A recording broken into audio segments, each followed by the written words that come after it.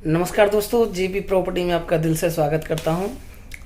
दोस्तों, आज हम एक ऐसे पॉइंट पर डिस्कस करने जा रहे हैं जो काफ़ी महत्वपूर्ण है और आसान भाषा में समझाने की कोशिश करूंगा। जैसे क्या होता है कि प्रॉपर्टी की रजिस्ट्री, जैसे आपके खेत हो गए, प्लॉट हो गए, आपकी कोई भी रजिस्ट्री कराने समय आप फिर भी आपका धोखा हो जाता है। तो कैसे हो जाता है धोखा? एक ही प्लॉट कई लोगों के नाम हो जाता है, कई लोगों के नाम रजिस्ट्री हो जाती है। तो उस पॉइंट पे हम डिस्कस करना चाहेंगे कि कैसे हो जाता है और कैसे इस फर्जीवाड़े से हम रोक सकते हैं। दोस्तों, आपको पता है कि शहरों महानगरों में क्या है कि बड़े बड़े बिल्डर आते हैं और एक साथ एक प्रॉपर ज़मीन खरीद लेते हैं, उस पर वो प्लॉटिंग करते हैं। फिर वहाँ पर क्या है कि देखिए, हम लोग उनको जानते नहीं हैं और वहाँ पर हम प्लॉट ले लेते हैं।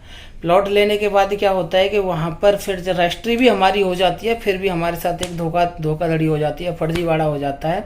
तो उस पॉइंट को क्लियर करने के लिए मैं ये वीडियो के माध्यम से सारा कुछ पॉइंट क्लियर करूँगा। वीडियो के अंत तक आप बने रहिए। तो यहाँ पर क्या होता है दोस्तों, एक ही प्लॉट के कई सारे दावेदार हो जाते हैं, एक ही प्लॉट की कई सारी रजिस्ट्री हो जाती हैं। दोस्तों, आपके प्लॉट कितने भी हों, मतलब प्लॉट की संख्या कितनी भी हो, लेकिन गाटा संख्या एक ही होती है। और अगर हम बात करते हैं, एक ही नंबर का प्लॉट कई लोगों को रजिस्ट्री किया जा सकता है। अब कैसे किया जा सकता है, क्यों होता है, ये सारी चीज़ें हम इस वीडियो के माध्यम से क्लियर करेंगे। तो दोस्तों, आपको पता है कि प्रॉपर्टी बाजार एक मुनाफे का बाजार है। यहाँ पर अच्छे मुनाफे के लिए लोग लॉन्ग टर्म तक इन्वेस्टमेंट करते हैं, और लॉन्ग टर्म तक इन्वेस्टमेंट करने के लिए लोग क्या है कि वो प्लॉट का जरिया अपनाते हैं, प्लॉट में इन्वेस्टमेंट करते हैं। अब यहाँ पे क्या है कि अगर हम बात करते हैं कि उस तरीके कैसे फर्जीवाड़ा हो जाता है, कैसे होना चाहिए, तो हम बिल्कुल एक पॉइंट टू पॉइंट क्लियर करेंगे। अब जैसे मान के चलिए दोस्तों, एक बिल्डर है, बिल्डर ने किसी महानगर में जाके एक साथ ज़मीन आपसे या कहीं से एक्वायर कर लिया, और वहाँ पर क्या है कि बिल्डर छोटे छोटे टुकड़ों में आपको प्लॉट प्रोवाइड करा रहा है।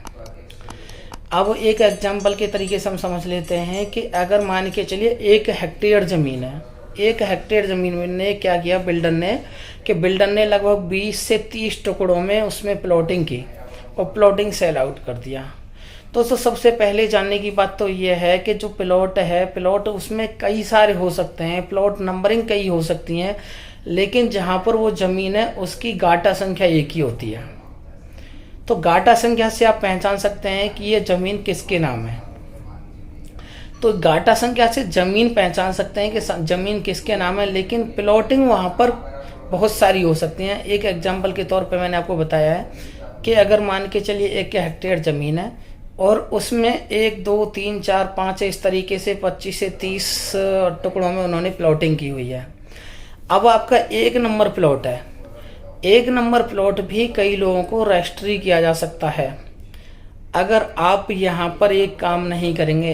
दोस्तों, अगर रजिस्ट्री के होने के बाद भी आपका मालिकाना हक नहीं होता है, क्यों नहीं होता है, ये सारी चीज़ें हम क्लियर करेंगे। दोस्तों, इसका सारा प्रोसेस हम समझेंगे कि तब तक आपका मालिकाना हक नहीं होता है, तब तक आप दाखिली खारिज नहीं करा लेते, जैसे म्यूटेशन कहते हैं। तो म्यूटेशन नहीं करा लेते तब तक आपका मालिकाना हक नहीं होता है, क्योंकि मालिकाना हक उसी के पास होता है जिसके पास रजिस्ट्री में उसका नाम, जो दाखिल खारिज में उसका जो नाम होता है उसके नाम मालिकाना हक होता है। आपने रजिस्ट्री करा ली, उसमें आप सेफ रेंज में नहीं है, वहाँ पर मालिकाना हक आपका नहीं है, आपने रजिस्ट्री करा ली, अच्छी बात है। ठीक है, क्या होता है, अब जैसे मान के चलिए कि किसी ने प्लॉटिंग कर दी। अब प्लॉटिंग करने के बाद क्या होता है कि एक नंबर प्लॉट है, 1 नंबर प्लॉट में मान के चलिए कि आपने रजिस्ट्री करा ली। अब रजिस्ट्री कराने के बाद क्या है कि एक म्यूटेशन होती है, जो कह सकते हैं कि दाखिला खर्च आपको लगभग 1 से 2 महीने के अंदर करा लेनी चाहिए। ये मतलब मैक्सिमम टाइम है 1 से 2 महीने का। सबसे पहले तो देखिए, आप उस प्रॉपर्टी के कागजात देखिए कि ये प्रॉपर्टी किसके नाम रजिस्ट्री है, और अगर हम कह सकते हैं तो ये कह सकते हैं कि ये दाखिल खर्च किसके नाम पर है।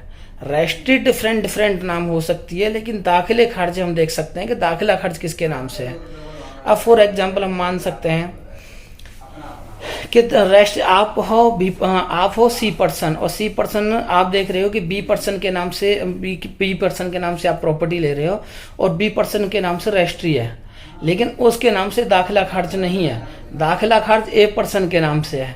तो आप फ्रॉड में, आप फर्जीवाड़े में आ सकते हैं। अगर आप B% से प्रॉपर्टी ले रहे हो, रजिस्ट्री आप B% से करा रहे हो, तो दाखिला खर्च भी B% के नाम होना चाहिए। अगर इस चीज़ के लिए हम बिल्कुल क्लियर कर देंगे, देखिए मान के चलिए आपने कोई प्रॉपर्टी ली या एक नंबर प्लॉट लिया। एक नंबर प्लॉट लेने के बाद आपको आपने रजिस्ट्री कराई। रजिस्ट्री कराने के बाद क्या है कि आपने दाखिला खारिज नहीं कराई, और दाखिला खारिज के लिए आपने कम मान के चलिए 2 से 3 साल आपने टाइम दे दिया, या 1 से 2 साल आपने टाइम दे दिया।